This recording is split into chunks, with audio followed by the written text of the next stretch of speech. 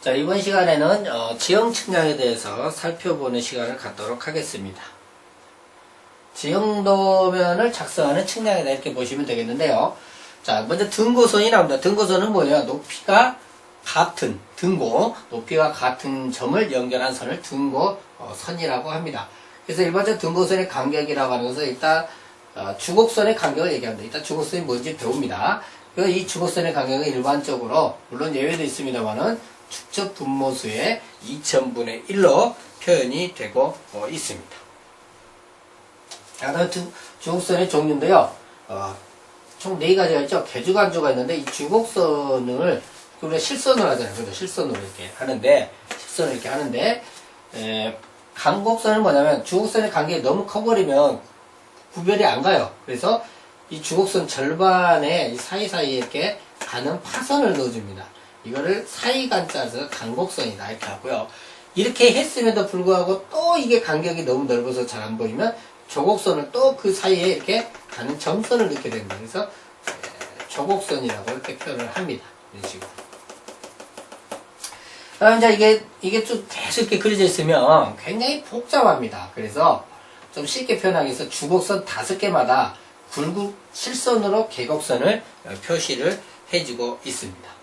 자, 그 다음에 25,000분의 1과 50,000분의 1은 아까 주곡선의 간격, 등고선의 간격이 수적분에서 2000분의 1이다. 이걸 따르지 않아요. 그러니까 10,000분의 1 기준에서 우리가 외울 수가 있는데요. 10,000분의 1은 따라요. 그럼 만을 2000로 나누면 몇 메타? 5m가 되겠죠. 그죠? 그럼 5m를 기준에서 간곡선, 조곡선은 절반씩이니까 2.5, 1.25겠죠? 그 다음 계곡선은 5개마다 드니까 5, 25m 이렇게 되겠죠. 그러니까 주곡선만 알면 이제 되겠는데, 이쪽으로 만에서 25,000분의 50,000분의 1로 늘어날 때마다 곱하기 2만 하면 됩니다. 그죠? 그럼 쉽게 외울 수가 있겠네요. 이것도 별표 1개 정도의 출제율을 보이고 있으니까 꼭 잘 살펴보시기 바라겠습니다. 자, 그 다음에 이 등고선의 성질에 대해서 한번 살펴보는데요. 이 등고선의 성질은 별표 한 3개 정도 출제 비율을 보이니까 상당히 중요한 내용이죠. 자, 같은 등고선상의 점들의 높이는 서로 같죠. 당연히 높이가 같은 점 연결했으니까.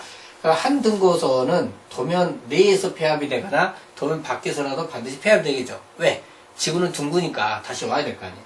그러니까 높이가 다른 등고선은 교차하지 않습니다. 단 동굴이나 절벽에서는 교차를 합니다. 자, 그 내용이 써져 있고요. 그 다음 급경사는 높이가 길이에 비해서 높이 차이가 단 차이가 나는 것이 좁아요. 그러니까 간격이 좁고 완경사지는 간격이 넓게 나오게 되죠.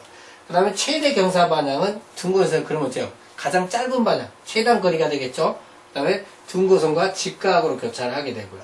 그 다음에 등고선이 계곡을 직각 방향으로 횡단하는 경우가 있습니다. 그래서 이것들에 대한 것들이 시험에 잘 나오니까 좀 잘 보시고요. 다음 지성선이라고 했는데요.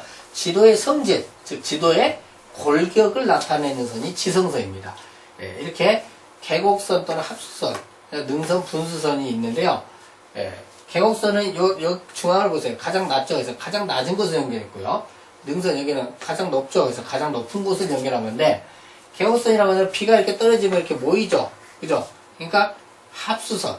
계곡까지 생겼잖아요. 그죠? 근데 오늘 빗물이 떨어지면 앞으로 분산되죠. 그래서 뭐다? 분수선. 이렇게 변화합니다. 그리고 경사변환선인데, 이건 경사 크기가 다른 두 면의 교선을 우리가 뭐라 그래요? 경사변환선이라고 합니다. 이거 3가지 갖고도 구별이 좀 하기 어려울 때는 최대 경사선을 사용하기도 하는데요. 물은 가장 경사가 급한 곳으로 흐르죠? 그래서 유화선이라고도 합니다. 그죠? 그래서 경사가 최대로 되는 방향을 표시하는 선이다. 등고선의 직각이다. 등고선의 최단거리다. 물이 흐르는 유화선이다. 그래서 최단 경사선에 대한 내용도 나오고 이 종류를 아는가 묻는 문제도 가끔 출제가 되고 있습니다. 자, 다음에 이제 등고선을 그리는 방법인데요. 목축, 눈을 보겠다는 얘기죠. 경험이 필요하죠, 당연히. 투사척, 투사지리와 계산을 이용하는 방법인데, 계산을 이용하는 방법이 출제가 상당히 많이 되거든요. 별표 3개인데, 간단합니다. 비례식입니다.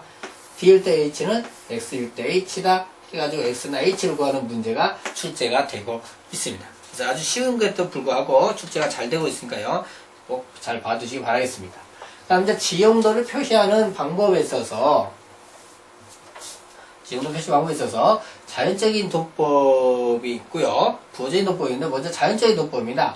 우모법, 소털이죠. 개바법, 영선법. 이거 제 이름이잖아요. 그죠? 아주 기분이 나쁩니다. 아무튼 이 소털같이 이렇게 표시하는데 선의 굵기나 길이 반향으로 땅 모양을 표시하는 소털 모양을 표시한다. 이렇게 되는데 요거 가끔 한 번씩 나옵니다. 우모법. 그다음에 음영법이 있고요. 그다음 부호적인 도법에는 정보법. 정보법은 뭐예요? 점 찍고 높이 표시하고 뭐 그런 거고요. 그다음에 지형도면을 보면 바다나 이런 하천 이런데 표기가 되어 있는 것들을 알 수가 있어요. 등고선법, 채색법 등이 있습니다. 참고로 경사도라는 게 있어요. 경사 이거 다 알고 있는 내용인데 시험이 잘 나오니까 한번 말씀드리면 경사도 i는 탄젠트 세타예요. 밑변분이 뭐가 돼요? 높이가 되겠죠. 곱하기 100하면 퍼센트로 나타내는 걸. 다 아는 내용인데 출제가 별표 한 3개 정도 비율로 출제가 되고 있으니까 참고로 기억을 좀 잘 기억하십시다. 자, 여기까지 해서 지형 측량에 대한 주요 핵심 내용을 다 배워보았습니다.